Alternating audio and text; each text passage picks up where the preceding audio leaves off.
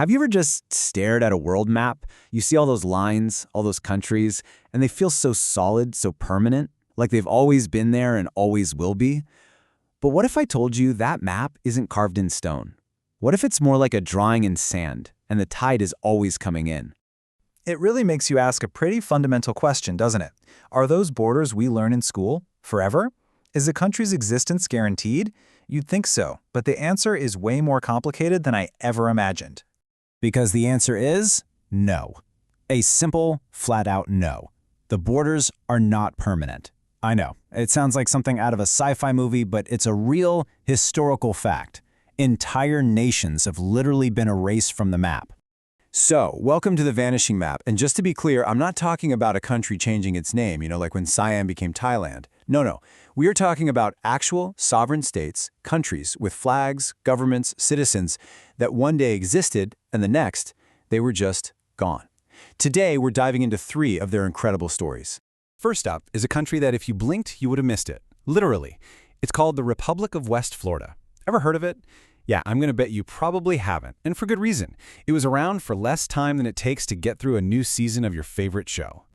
So what exactly was it? Well, for a grand total of 74 days, back in 1810, a group of American settlers living under Spanish rule decided, you know what, we've had enough. They staged a rebellion, took over a Spanish fort, and just like that, declared themselves an independent country. A pretty bold move, right? And this timeline just shows you how ridiculously fast it all happened. In September, they're celebrating, raising their brand new flag. But by December of the same year, the dream was over. The United States just walked in and annexed the whole place. No war, no treaty, just, this is ours now. But here's the wild part. For a country that barely existed, it left behind a fascinating legacy. That flag they designed, a single blue star on a white background, it actually went on to inspire the famous Bonnie Blue flag, which became a big symbol in the American South. And, of course, all that land just got absorbed right into the U.S. And this is where it gets a little spooky. If you live in parts of what is now Louisiana, Mississippi, or Alabama, you could be standing on the soil of a dead country right this second. History isn't just in books. Sometimes it's literally right under your feet.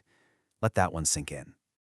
Okay, our next story it's a bit more complex. And honestly, it's pretty tragic. We're going from a republic that lasted a couple of months to a kingdom that stood for centuries, only to be wiped out by a single, very controversial vote. This is the story of the Kingdom of Sikkim. Just look at that number, over 300 years. That's longer than the United States has even been a country. It had its own kings, its own culture, its own deep, rich history. For centuries, it was there.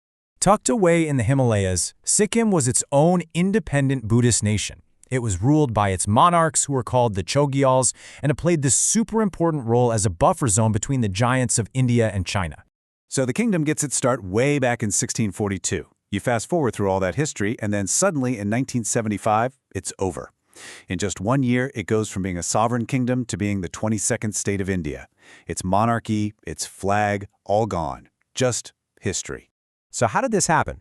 Well, that's where things get murky. Officially, the people of Sikkim voted in a referendum to join India. But, and this is a huge but, there were Indian troops already inside Sikkim when the vote was held. Because of that, many people today look back and say it wasn't a real choice. They call it an annexation wearing a democratic mask. But here's the beautiful part of the story. While the nation of Sikkim might be gone from the world map, the Sikkimese identity is still incredibly strong. The people still have their own culture, their language, their traditions. The country disappeared, but the soul of the place, that endured. All right, for our final story, we're going to an island that had one of the quickest political makeovers in history. Let's talk about the People's Republic of Zanzibar, a nation that existed in a flash of revolutionary fire. I'm not kidding, this all went down in about a month. In January of 1964, there's a revolution. The Sultan is overthrown. A brand new government declares the People's Republic of Zanzibar. It lasts 34 days. Before anyone could even print new maps, Zanzibar merged with its neighbor, Tanganyika. And together, they created the country we now know as Tanzania. So why the mad dash to merge? Well, there are 2 main theories. The internal view says the new leaders took a look around and realized, hey, we're a tiny island. We probably can't make it on our own. The other theory points to the Cold War. Some say Western powers were freaking out about the idea of a Cuba of Africa and put a ton of pressure on them to merge with the more stable Tanganyika. Whatever the real reason, the result was the same. The republic was gone.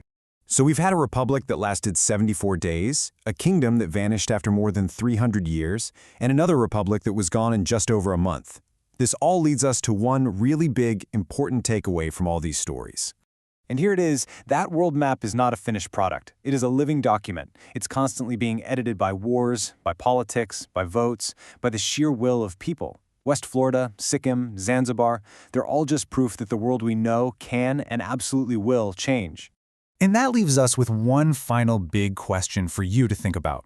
Looking at the world as it is today, with all its tensions, its alliances, its separatist movements, which country that's on the map right now do you predict might disappear in your lifetime? Drop your prediction in the comments. It'll be fascinating to look back on this in a few years and see who is right. Stay curious,